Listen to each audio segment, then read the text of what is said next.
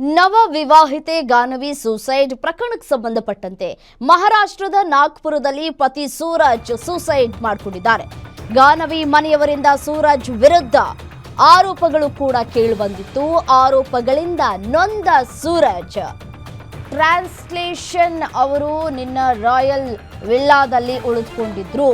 ಅವರು ಆತ್ಮಹತ್ಯೆಗೆ ಯತ್ನಿಸಿ ಮೃತಪಟ್ಟಿದ್ದಾರೆ. ತಾಯಿ ಕೂಡ ಆತ್ಮಹತ್ಯೆಗೆ ಯತ್ನಿಸಿದ್ರು, ಆದರೆ ಅವರನ್ನ ಬದುಕಿ ಉಳಿಸಲಾಗಿದೆ. ಸೊಸೆ ಆತ್ಮಹತ್ಯೆ ಮಾಡಿಕೊಂಡ ನಂತರ ಮತ್ತು ಆಕೆಯ ಪೋಷಕರು ಇವರ ವಿರುದ್ಧ ಸಾಲು ಸಾಲು ದೂರುಗಳನ್ನ ಕೂಡ ದಾಖಲಿಸಿದ್ರು. ಈ ದೂರು ದಾಖಲಿಸಿದ ನಂತರ ಅವರು ಭಯಭೀತರಾಗಿದ್ರು ಕೂಡ ಹೌದು. ಆ ಕಾರಣಕ್ಕಾಗಿಯೇ ಅವರು ಇಲ್ಲಿ ತಂಗಿದ್ರು ಅನ್ನುವಂತಹ ಮಾಹಿತಿ ಲಭ್ಯವಾಗ್ತಾ ಇದೆ. ಸೂಸೈಡ್ ಮಾಡಿಕೊಂಡಂತಹ ಪ್ರಕರಣಕ್ಕೆ ಸಂಬಂಧಪಟ್ಟಂತೆ ಇದು ನೆಕ್ಸ್ಟ್ ಲೆವೆಲ್ಗೆ ಇನ್ನೊಂದು ತಿರುವನ್ನ ಪಡೆದುಕೊಳ್ಳುವಂತಹ ಎಲ್ಲಾ ಸಾಧ್ಯತೆಗಳು ಕೂಡ ಕಾಣ ಸಿಗ್ತಾ ಇದೆ.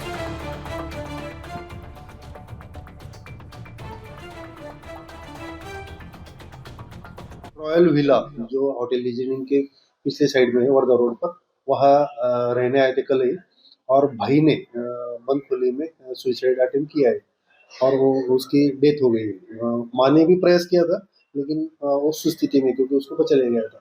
उनका कारण कहना है था कि भाई की शादी 1.5 महीने पहले हुई थी और उसकी पत्नी ने कुछ दिन बाद तुरंत सुसाइड करके इनके खिलाफ उनके घर वालों ने तकरार दाखिल की है और वो जांच के लिए दबाव डाल रहे थे या इन पर धमकी दे रहे थे, तो उसकी वजह से ये यहाँ आकर रह गए थे और डर के मारे उन्होंने आत्महत्या कर ली होगी, ऐसा भाई का कहना है। ऐसे रॉयल विला जो होटल लीजेंड के पिछले साइड में है वर्धा रोड पर, वहाँ रहने आए थे कल ही, और भाई ने बंद खुले में सुसाइड अटेम्प्ट किया है और वो उसकी डेथ हो गई है। माँ ने भी प्रयास किया था, लेकिन वो सुस्थिति में, क्योंकि उसको बचा ले गया था।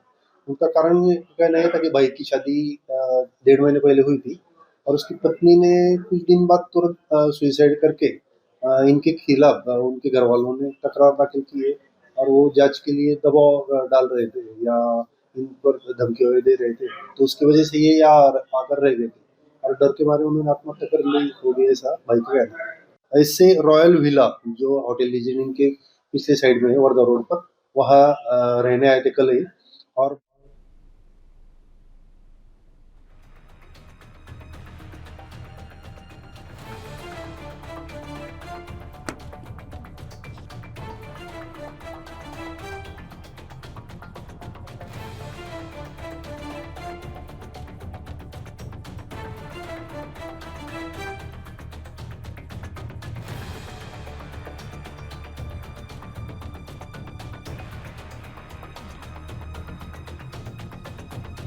ಇದೇ ವಿಚಾರಕ್ಕೆ ಸಂಬಂಧಪಟ್ಟಂತೆ ಮತ್ತಷ್ಟು ಡೀಟೇಲ್ಸ್ ಕೊಡ್ತಾ ಹೋಗ್ತಾರೆ ಅಜಯ್ ಕುಮಾರ್ ನೇರ ಸಂಪರ್ಕದಲ್ಲಿ ಜಾಯಿನ್ ಆಗಿದ್ದಾರೆ. ಅಜಯ್, ಈ ಸೂರಜ್ ಯಾಕಾಗಿ ಆತ್ಮಹತ್ಯೆಯನ್ನ ಮಾಡ್ಕೊಂಡಿದ್ದಾರೆ ಅನ್ನೋದು ಇನ್ನೂ ಕೂಡ ನಿಗೂಢವಾಗಿದೆ. SI ನಿತಿನ್ ಮಗರ್ ಅವರು ಏನ್ ಹೇಳಿದ್ರು, ಡೀಟೇಲ್ಸ್ ಕೊಡ್ತಾ ಹೋಗೋದಾದ್ರೆ.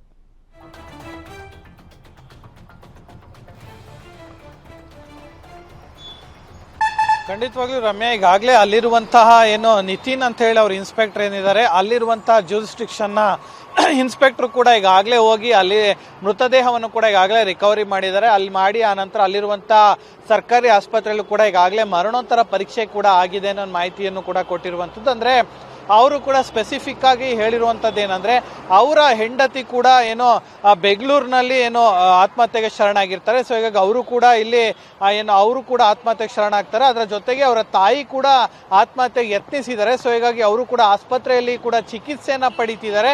ಇಷ್ಟು ಮಾಹಿತಿ ಪ್ರಾಥಮಿಕವಾಗಿ ನಮಗೆ ಸಿಕ್ಕಿದೆ ಅನ್ನೋ ಮಾಹಿತಿಯನ್ನು ಕೂಡ ಈಗಾಗಲೇ ಅಲ್ಲಿರುವಂತಹ ಪೊಲೀಸು ಕೂಡ ಈಗಾಗಲೇ ಹಂಚ್ಕೊಂಡಿರುವಂತದ್ದು.